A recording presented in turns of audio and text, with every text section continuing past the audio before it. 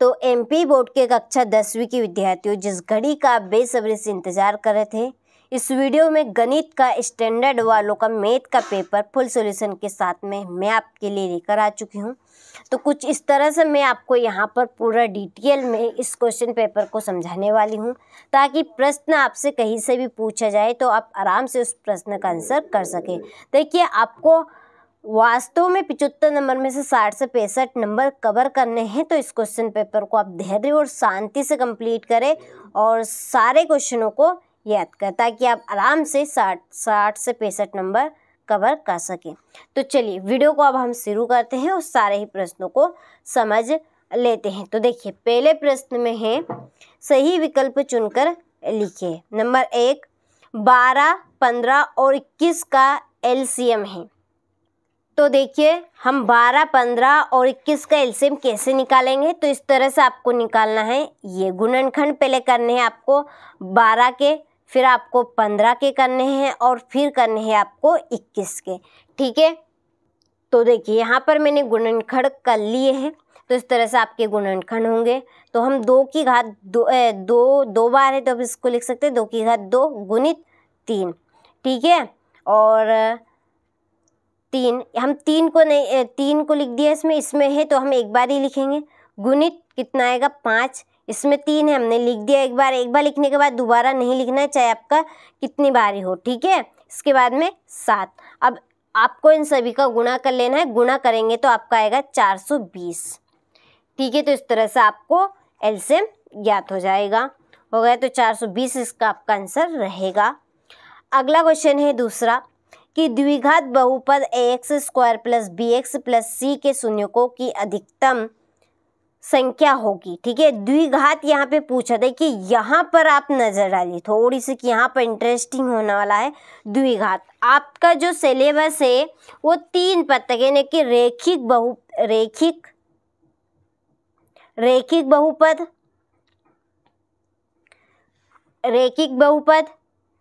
द्विघात बहुपद। ठीक है, यहाँ पर आपको बहुपद लिखना है, और एक है आपका त्रिघात बहुपद। ठीक है, अब रैखिक बहुपद में शून्यों की संख्या रहेगी 1। कितनी? 1। और द्विघात, देखिए नाम में ही आंसर छिपा, द्विघात बहुपद में शून्यों की संख्या रहेगी 2, और त्रिघात बहुपद में शून्यों की संख्या रहेगी 3। तो प्रश्न आपसे इनमें से कहीं से भी पूछा है तो आप आराम से कर सकेंगे। ठीक है, चलिए, तो रैखिक बहुपद में इसको एक पदी बहुपद भी बोलते हैं, द्विघात बहुपद में 2 और त्रिघात बहुपद में 3। तो हमसे कौन सा प्रश्न पूछा है? ये वाला। तो इसका आंसर कौन सा रहेगा? ये। ठीक है, टिक मार के पहले से ही करके रखा है मैंने, ताकि आप सभी का ज़्यादा समय बर्बाद ना हो। चलिए, अगला क्वेश्चन है कि जब a1/a2 is equal to b1/b2 is equal to c1/c2 हो, तो समीकरण निकाय a1x plus b1y plus c1 is equal to 0 तथा a2x plus b2y plus c2 is equal to 0। तो देखिए आपके 3 हल होते हैं। कौन से 3 हल? देखिए यहाँ पर 3 कंडीशन होती है। एक तो एक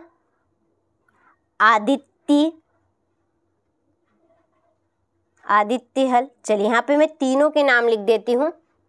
तो देखिए आपकी 3 कंडीशन होती है। एक तो एक आदित्य हल, एक कोई हल नहीं, और एक अनंत अनेक हल। तो एक आदित्य हल में आपकी कंडीशन कैसी रहेगी? a1/a2 इज इक्वल टू नहीं है b1/b2। यदि आपसे ये पूछा जाए a1/a2 नहीं है b1/b2 के, तो आपको कौन सा हल बताना है? एक आदित्य हल। ठीक है, यदि कंडीशन आपकी ये बने कि a1/a2 is equal to b1/b2 is equal to नहीं है c1/c2 के। ठीक है, जब c2 के दोनों बराबर है लेकिन लास्ट के आपके दोनों बराबर नहीं है, तो इस कंडीशन में आपका हल होगा कोई हल नहीं। यदि ये कंडीशन आपसे पूछ जाए तो आपको कोई हल नहीं है, इस पर टिक करना है। और आखिरी आपसे पूछा है ये अनंत अनेक, इसमें तीनों ही समान रहेंगी। ठीक है, ये इसमें तीनों ही समान है। जब ये कंडीशन आपकी बनेगी, इस कंडीशन में रहेगा आपका हल अनंत अनेक हल। तो हमारे से यही पूछा गया है, तो यही है हमारा। ठीक है, ये 3 कंडीशन याद रखें, हो गया। चलिए, तो इसका आंसर ये रहेगा अनंत अनेक हल। चौथा क्वेश्चन है, द्विघात समीकरण a x² + bx + c = 0 और a = नहीं है 0 के 2 भिन्न वास्तविक मूल होंगे यदि b² - 4ac बड़ा हो 0 से। ठीक है, समांतर श्रेणी एक दी गई है 6, 9, 12, 15 डेडेडेस का प्रथम पद तथा सार्वंतर है। तो ये श्रेणी है, इसमें प्रथम पद 0 का पद बनेगा और सार्वंतर हम कैसे निकालेंगे, a2 में से a1 घटाएंगे, a2 - a1। तो देखिए a2 क्या है, a2 क्या है, इसमें 9 है, 9 लिखेंगे, माइनस a1 क्या है, 6 है। तो 9 में से 6 घटेंगे तो कितने बचेंगे, 3। तो देखिए यहाँ पे नाम रख के पूछा है हमारे से, प्रथम पद पहले बताना, फिर सार्वंतर। प्रथम पद कौन सा है, 6, और सार्वंतर अभी हमने निकाला तो कितना है, 3। अब 2 आंसर देखिए यहाँ पर, नहीं तो कई बच्चे इस पे भी टिक मार्क लगा सकते हैं, तो ये आपका गलत रहेगा क्योंकि इसमें पूछा पहले प्रथम पद फिर सार्वंतर। तो इस हिसाब से ही आपको यहाँ पर आंसर पे टिक मार्क लगाना है। ठीक है, तो इसका आंसर रहेगा आपका बा। ठीक है, इसमें पहला आपका प्रथम पद 6 है और सार्वंतर इसमें 3 रहेगा। ठीक है, और छठा प्रश्न है कि किसी त्रिभुज ABC में DE समांतर है AB तथा CD = दिया है 3 सेंटीमीटर, EC = दिया है 4 सेंटीमीटर, BE = दिया है 6 सेंटीमीटर। तो तब AD होगा, कितना होगा, 4.5 सेंटीमीटर। ठीक है, चलिए, तो इस तरह से आपके सही विकल्प हुए। अच्छे से कंप्लीट कीजिएगा ताकि आप अच्छे से अच्छे नंबर स्कोर कर सके। अगला प्रश्न है, रिक्त स्थानों की पूर्ति कीजिए। पहला, यदि रेखाएं समांतर है तो समीकरण युग्म का खाली स्थान होगा, का होता है तो कोई हल नहीं। नंबर 2, द्विघात समीकरण का विभक्त कर ऋणात्मक हो तो मूल खाली स्थान होंगे, कैसे, काल्पनिक। नंबर 3, समांतर श्रेणी 3/2, 1/2, -1/2, -3/2 डेडेडेस में सार्वंतर। सार्वंतर उस तरह से निकालना, अभी मैंने जैसा कि आपको बताया, a2 में से a1 घटा लेना है, तो सार्वंतर इसमें होगा आपका -1। नंबर 4, ax² + bx + c एक खाली स्थान बहुपद का उदाहरण है, तो ये है आपका द्विघात बहुपद का। नंबर 5, समीकरण 3x² + 2x + 1/3 = 0 का विभक्त कर खाली स्थान है, तो कैसा, 0। ठीक है, तो आप इस तरह से भी लिख सकते हैं, इसमें चाहे तो इस तरह से भी लिख सकते हैं। ठीक है, चलिए, छठा है, √2 एक खाली स्थान संख्या है, तो कैसी, अपरिमेय। ठीक है, चलिए, तो यहाँ से आप स्क्रीनशॉट ले लीजिए, यह आपके रिक्त स्थान हुए। इसके बाद में है सही जोड़ी बनाइए। तो पहली जोड़ी है व्यापक समांतर श्रेणी, तो व्यापक समांतर श्रेणी रहेगी आपकी ये। ठीक है, व्यापक समांतर श्रेणी का व्यापक रूप a + 1d, a + 2d, a + 3d, a + 4d, a + 5d। ठीक है, इस तरह से आपकी व्यापक समांतर श्रेणी बनेगी। विविक्त कर 0, तो विविक्त कर जब 0 रहेगा तो मूल समान और वास्तविक रहेंगे। समरूप त्रिभुज, इसकी जोड़ी है आपकी समबाहु त्रिभुज। समांतर श्रेणी के n पदों का योग होगा आपका Sn = n/2। ठीक है, ये आपका ये सूत्र लगेगा। फिर ये विविक्त का ऋणात्मक, जब विविक्त का ऋणात्मक रहेगा तो अधिकल्पित मान आपका होगा, और a2 = 13, a4 = 3, तो इसका आंसर होगा आपका d = -5। यानी सार्वंतर हमें ज्ञात करना है, नहीं a4 में से a2 घटा लेना है। चलिए, इसके बाद में एक वाक्य में उत्तर। पहला, किसी वर्ग समीकरण के चर के दोनों मान उस वर्ग समीकरण के क्या कहलाते हैं, तो वो आपके कहलाएंगे मूल। नंबर 2, द्विघात समीकरण ax² plus bx plus c is equal to 0 के लिए विविक्तीकर का सूत्र लिखिए। तो विविक्तीकर का सूत्र बनेगा d is equal to b² minus 4ac। तीसरा है 1/4 1/3 1/4 डे समांतर श्रेणी है या नहीं, तो ये समांतर श्रेणी नहीं है। नंबर 4 समीकरण है x² plus bx plus c is equal to 0 में b² माइनस 4ac को क्या कहते हैं, तो इसे हम कहेंगे विविक्तीकर। ठीक है, और देखिए अभी तक आपने एप्लीकेशन के लिए कांटेक्ट नहीं किया है तो आप जल्दी से कांटेक्ट कर लीजिएगा।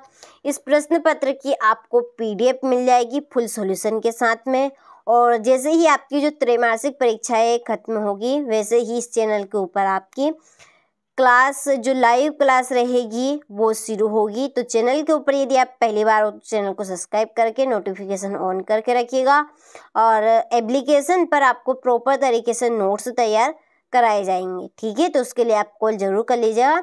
आपको डिस्क्रिप्शन में नंबर मिल जाएंगे, यदि डिस्क्रिप्शन में नंबर ना मिले तो आपको चैनल 8 पे नंबर मिल जाएंगे चैनल पे जाकर। ठीक है, चलिए तो 5वां है क्या x प्लस 1 की whole power 2 is equal to 2 bracket में x माइनस 3 द्विघात समीकरण है।